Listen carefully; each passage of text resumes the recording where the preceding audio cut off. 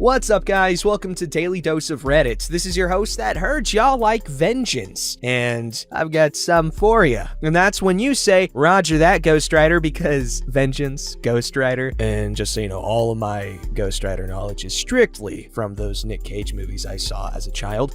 Zach, and today's subreddit is r/ProRevenge. Alright, this story's called Help Destroy My Trust in Humanity? I Put You on the News.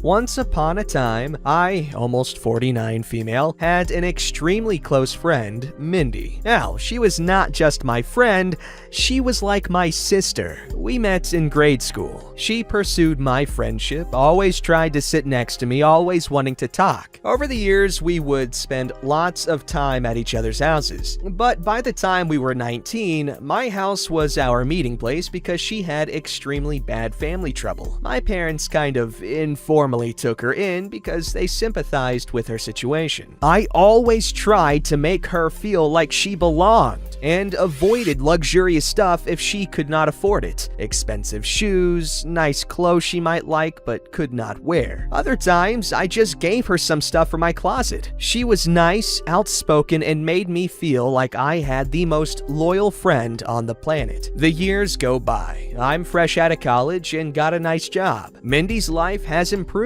She had her own place and a 9-to-5, very reliable job. By then, we had a group of friends, all young professionals trying to make our way. I remember that time in my life as bittersweet. We would often reminisce about our college days, and because this happened in the 90s, there were no social networks, no texting. If you wanted to get in touch, you had to exchange phone numbers or emails. Now it's fairly easier. So exchanging old stories glued us together as we wondered how things worked out for friends we may never see again. Gatherings and get-togethers happened in my apartment. I loved that place. It was spacious, still half empty because I was careful not to throw too much money into decoration. Around those days, Mindy began to look sickly and quite not herself. I was worried and loved her to death. She had been there for me, especially when my fiance broke up with me for no reason. I guess we now call it ghosting. He was the first man I ever truly loved. I was never able to get him to express his love like I did, but I accepted him for who he was. He had some cold stages, which left me wanting, but I thought I could manage. Basically, I was settling for being breadcrumbed. He was gorgeous, successful, and protective. So when he proposed, I was on cloud 9 and decided to ignore the negatives. I had saved a lot of money for our wedding.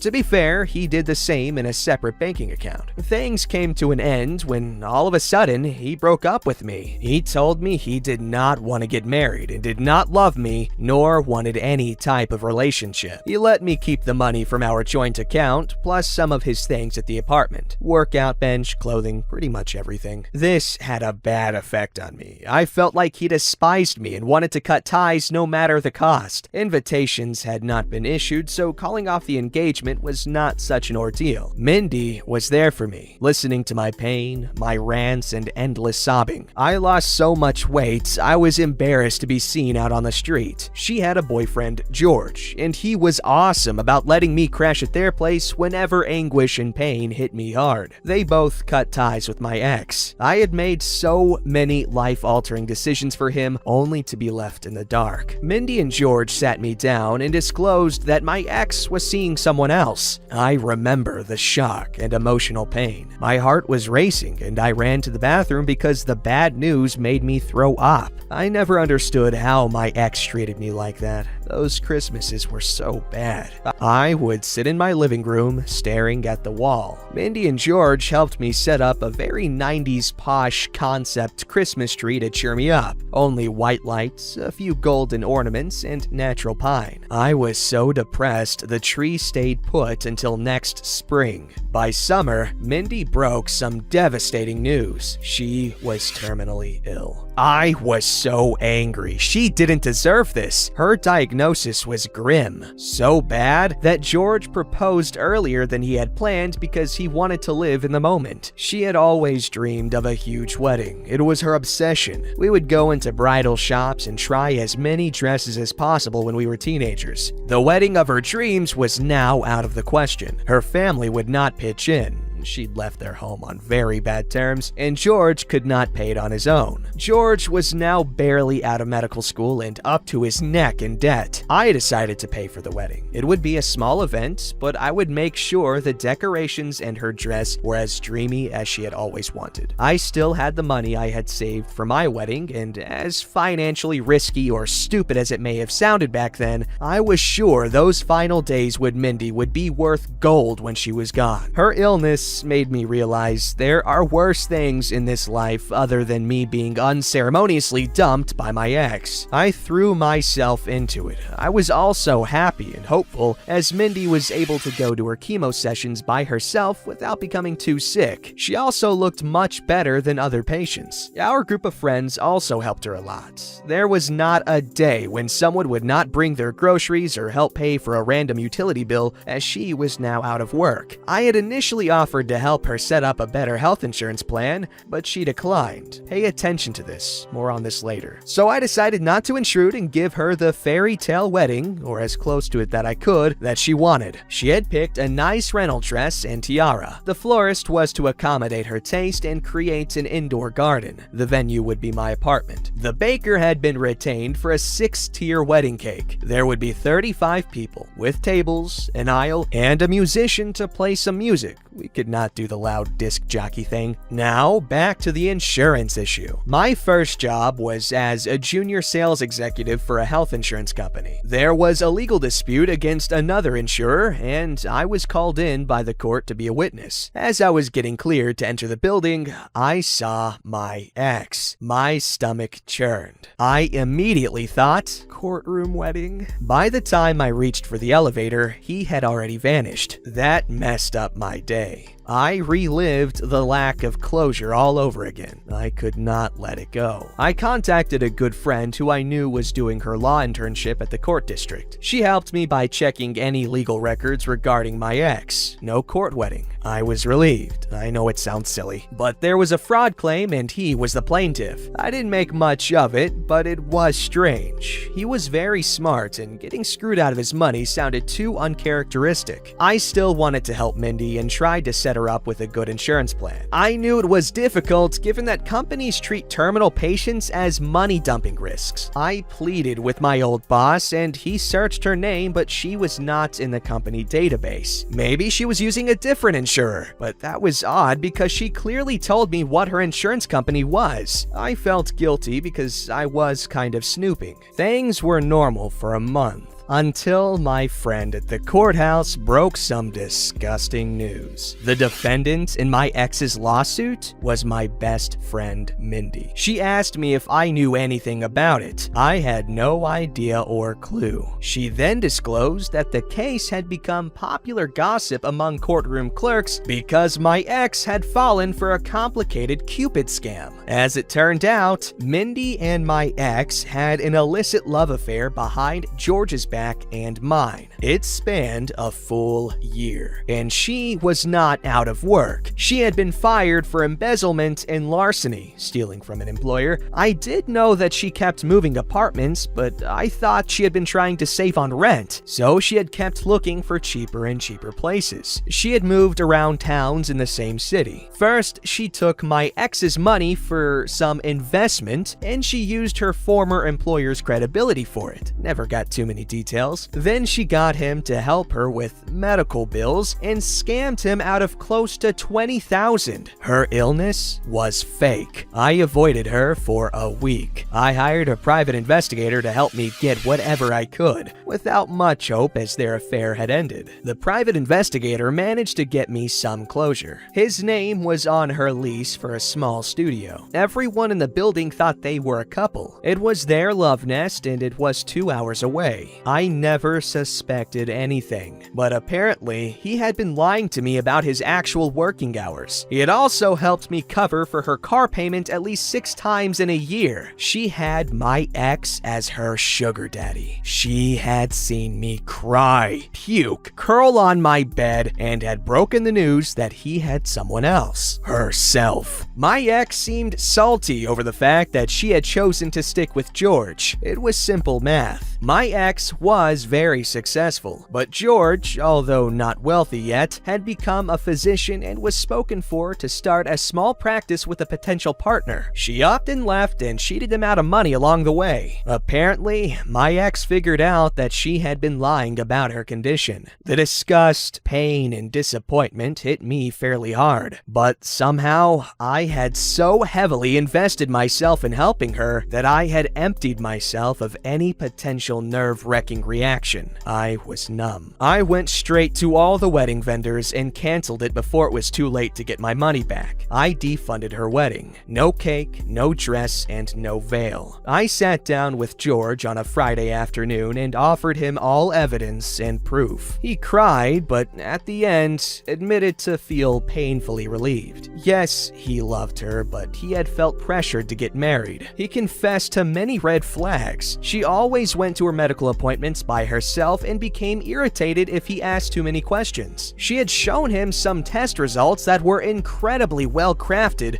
but not knowing what she had done, he thought the medical documents could be fake. He confirmed that the sneaky way. Having his nurse ex-roommate run her name in the computer at where she claimed to be her doctor's office. It was logical on her part, as back then, a fairly small town had only one oncologist. We also suspected that she may have been having a new affair, as she spent more and more weekends with her all-girls church camping group. She claimed it was her sanctuary and helped her a lot. It may have been a front. George and I accepted the fact that we had been cheated, taken advantage of, and emotionally destroyed by the same person. I personally felt a loss of innocence. Now I understood why she wanted to keep her wedding thing almost a secret. It may have been possible that making it public may have blown her cover, one way or the other. George and I decided to do what was right. I paid for a video tribute to my loyal friend and decided to send it to the local news as the heartwarming story of love and healing. It featured her and George's apartment compound on purpose so that everyone wanting to serve her court papers could find her. I did not want to see her and make up excuses, but George had a hard time feigning happiness once she had returned from her camping trip. It was an agonizing week. The news weren't showing our positive note yet, and we were sick with the waiting. It all blew up on Tuesday morning. The news channel enthusiastically showcased our story with a collage and lots of information about her and how she was about to get married and had almost already beaten cancer. Dozens of ill-spoken haters popped up from out of nowhere. As it turns out, this had been her second illness story. I never knew someone so close to me could lead such a scummy double life. My ex went straight to the channel and was interviewed. Oh man.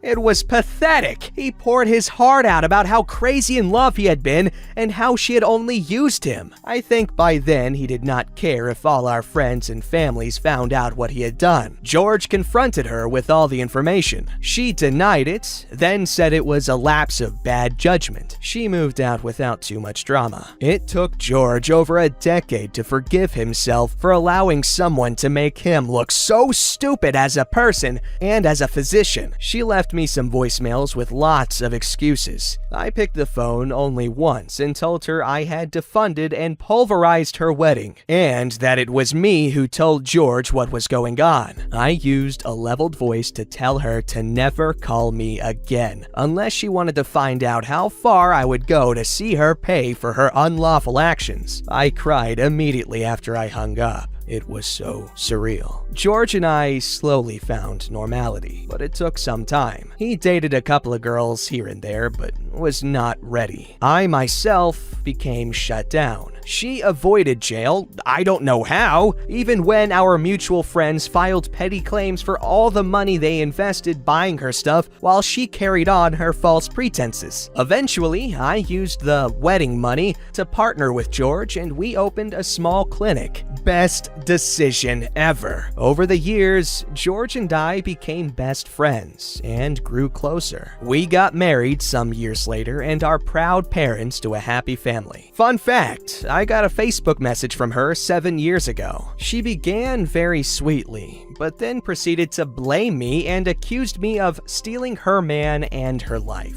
I blocked her. Fun fact 2, I ran into my ex in 2001. He apologized profusely. I accepted his apology and told him it all worked out, as I now have a life with someone who truly deserves me. Back then, George and I had begun dating. Fun fact 3, Mindy avoided doing time for her deeds back then, but was prosecuted for setting up crowdfunding for a fake cause and stealing from an elderly person. Edit. Thanks to all of you who have shown so much love and support. I had no idea this would gather so much attention. To the kind person who reached out thinking I'm depressed, thanks, but I'm not. This was way long ago, pre-1997. Mindy has become a common joke between me and my husband. Every time we do something crappy to each other, we use her name. Like when he eats my ice cream or when I forget to get gas. We go, "Really, Mindy?" Or whenever we catch someone in a lie. It's all good. I hope Her Highness doesn't mind us using her name in vain if she ever finds out. Wowee, okay. I'm so glad that this was like an older story so that we can see the happy ending. And I think it's so cool that she and George ended up getting together, and I don't know. It's a cool story. It's a very interesting story for a couple to have, but it's one that got a lot of upvotes, and it's a really good one, so. Alright, this story's called Cheating Ex, Subtle Revenge. Discovered my partner had been cheating, so we split up, but he had to stay in the family home while he found a place, and we presented a united face to our kids. First of all, I pissed in his aftershave, knowing he sploshed it on to see his tart. What? But my most subtle revenge was to ruin his favorite, very expensive Aran wool sweater. I didn't boil it and shrink it, that would have been too obvious. Instead, I stretched one arm a lot and hung it with the other arm draped over a hot radiator. So just that shrunk. I'm crying now. Laugh too hard. You know how it is, emojis. Anyway, that's funny. That's an interesting way to get revenge. That's really funny. Sorry I got cheated on though, that sucks. Don't forget to like, subscribe, and hit that bell to never miss an episode.